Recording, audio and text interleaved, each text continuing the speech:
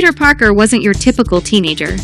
He was brilliant but shy, often unnoticed in the bustling hallways of Midtown High School.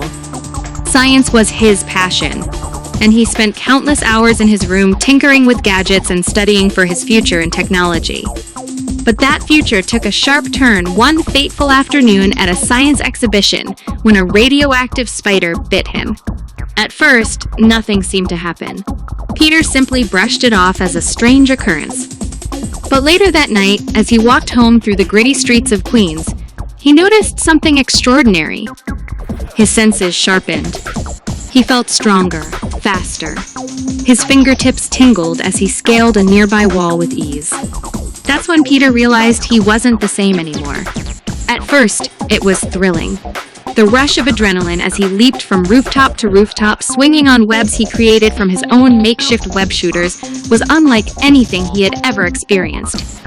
He designed a sleek red and blue suit and took on the name Spider-Man.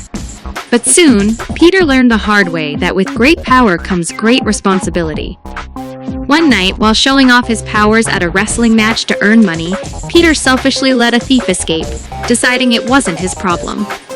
Hours later, that same criminal broke into his house and shot his beloved Uncle Ben during a robbery. Stricken with guilt, Peter realized that his inaction had dire consequences. That moment changed him forever. Spider-Man wasn't just a mask or a thrilling adventure anymore. It was a duty. Peter vowed to use his powers to protect those who couldn't protect themselves, to ensure no one else suffered the loss he had felt. Balancing his life as a high school student and a superhero wasn't easy.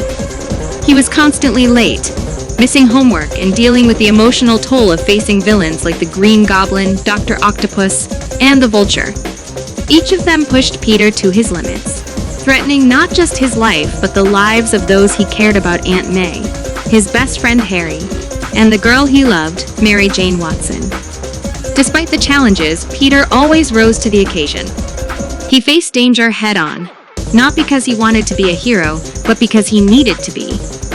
The city of New York came to rely on Spider-Man, seeing him as both a symbol of hope and a misunderstood vigilante. But Peter never sought glory.